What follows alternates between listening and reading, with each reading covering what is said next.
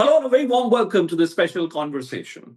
With me, one of the foremost economists, economic policy watchers, and someone whose contributions are looked at with great interest, Mr. Ajay joining us live.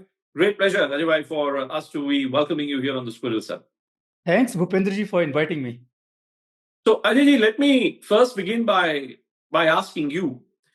So much is being stated by the US President Donald Trump these days about what should be the nature of business that America should do with India. What I want to understand from you, do you think there is a danger when it comes to the business ties which exist between India and America? How should India really be responding to the constant, let's say, threats now which are being issued by the US President? So Bhupendraji, we have to look at in two spheres. So regular business, it goes on as usual. There is no impact so far on that, whatever he has said. We thought that India will have some positive impact after he imposed a lot of very high tariffs on China, but now that's almost gone.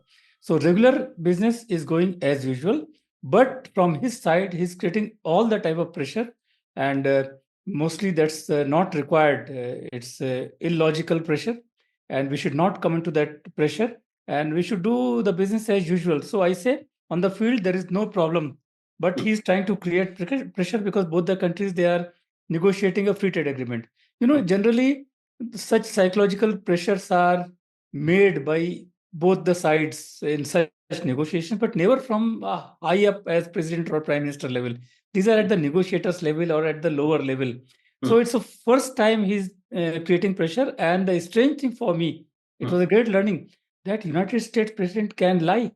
Means he doesn't have the correct databases. So you remember when our prime minister went to US on February 13th.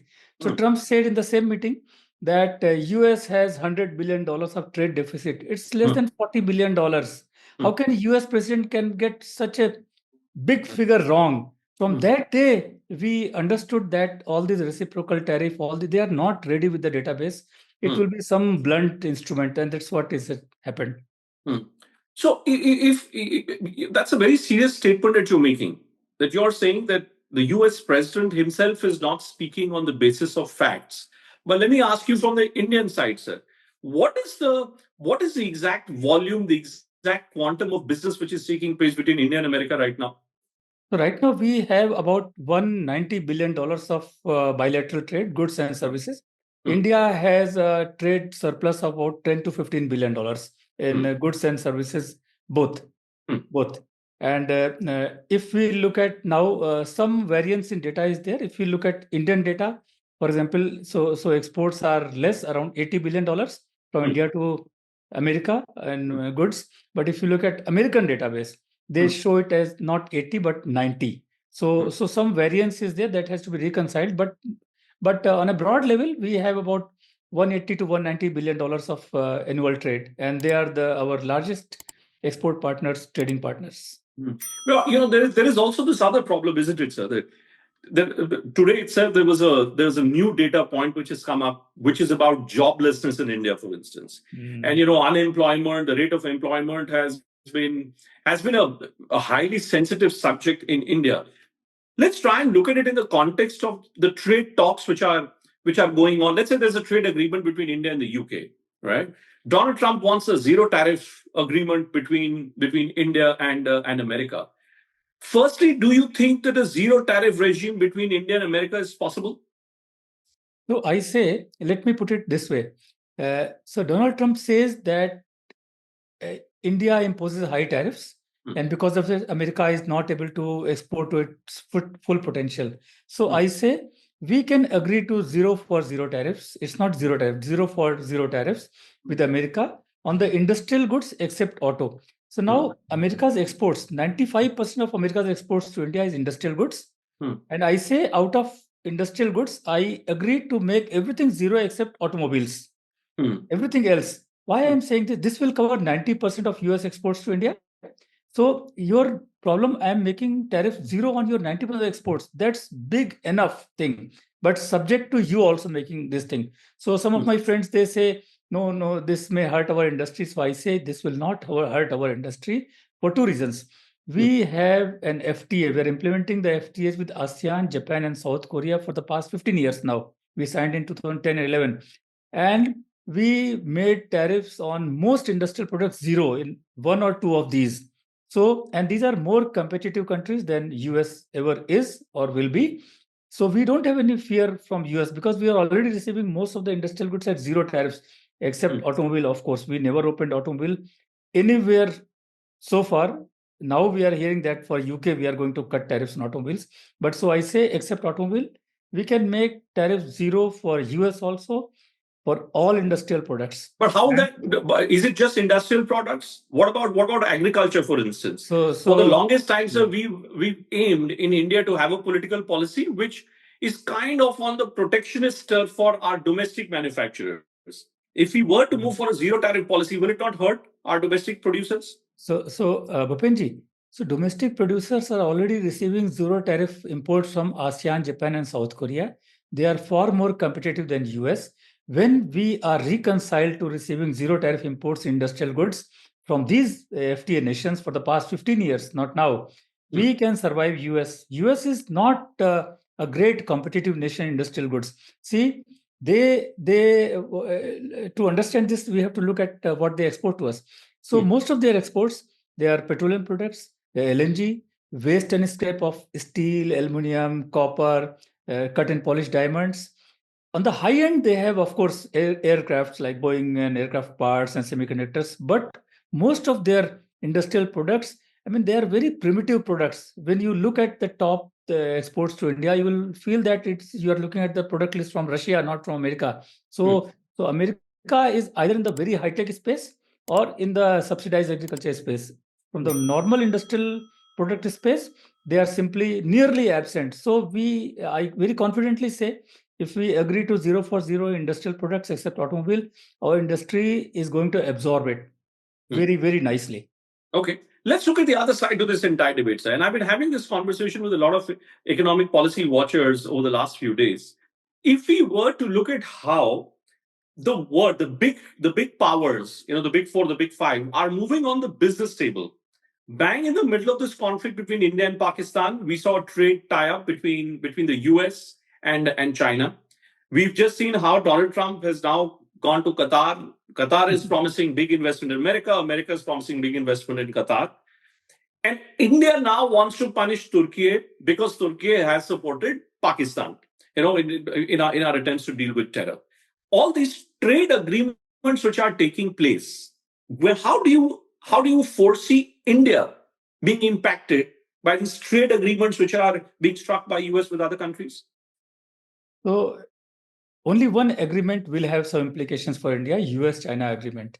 And because US was being unreasonable with China, it imposed tariffs. It started 20%, then 54%, and then it rose to 245%, and average was 145%. This was unreasonable, unsustainable, and US realized that they're suffering it. Their trade has halted, and that's why they bought it back for 3 months from 145% to say 30%.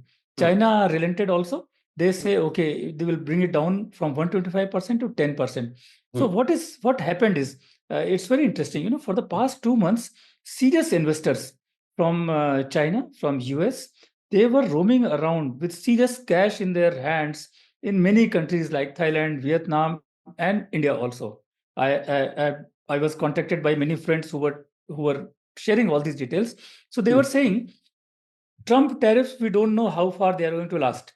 They thought they may last for a few months, such high tariffs on China. So what they proposed is that let's start a new business model.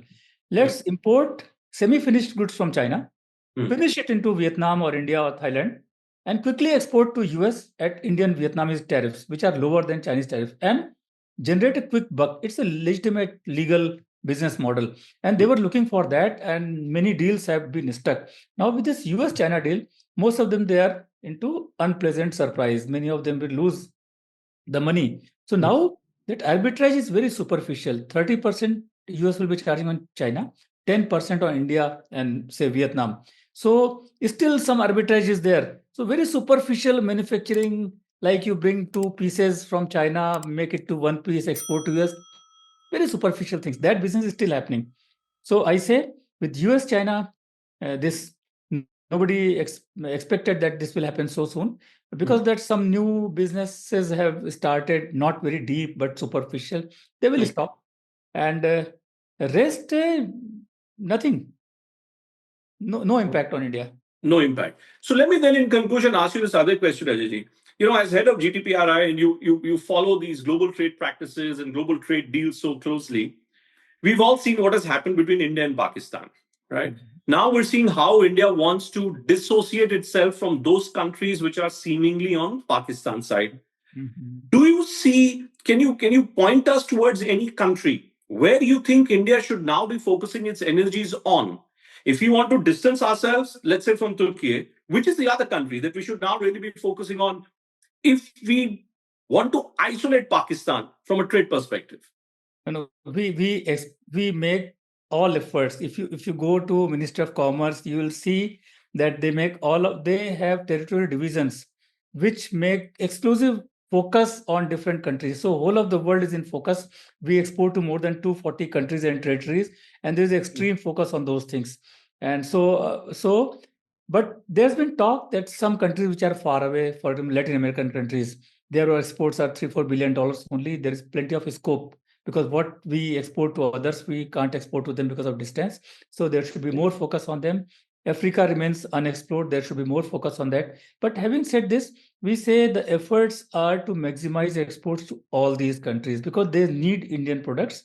And we are already exporting to all these countries. We need to export more of the same products or more of the new products. So I don't want to identify a single country except for Latin America or Africa, but focus of the government is very clear. We have to focus on every country to maximize our returns. And about Turkey, we have to be very cautious. Nobody can support that Turkey on religious count is supporting Pakistan. But then we have to see we have to see the long-term implications. For example, our exports are more than double than what we import from Turkey. If we take some action, there will be counter-action also. So we have to start playing chess.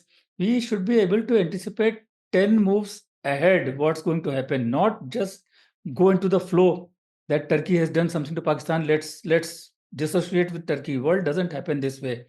So we have to learn to play chess and not be overtly sentimental. Well, right now you're right, and that's an important point that you make, because there's so much of stuff that India exports to Turkey, as you rightly point out. If we were to move in this direction, let's say of not doing any business with Turkey, are there specific sectors that come to your mind which would be impacted? So we export engineering goods, we export medicines, we export apparel also to them. We import a lot of things from them also. But I don't want to talk about trade in terms of this. So my first reaction will be, let's talk. Let the ambassadors, Indian ambassador, talk to Turkey. Are they serious about pursuing this line of hostility? If that is there, let's be settle that. If you want to close trade, fine, we'll close the trade part also. But we should not take suo moto action just because Turkey is supporting Pakistan. We should talk to them. Deep talks may extend for months, and then take one decision, and that we should stick to that decision. It's not that we close trade today and open trade tomorrow. No. We have to think through it. We have to play chess. No need for hurry. There is no physical bombing on India. It's a trade things only. They can wait. We have to think through for months together and then take action, because these trade ties, they take years to make, and they can be unmade in a single day, single decision. And making them again, it will be very difficult, almost impossible when temperatures are so high. Well, Ajay Srivastava, thank you so much. Thank you so much for joining us and spending time with us. I think you're absolutely right. The trade is not like an IPL match. It's not a T20 match. We have to treat it like a chess game, as you rightly say. Thank you so much for your time, Ajay. Thank you, Bhupenji. Thank you.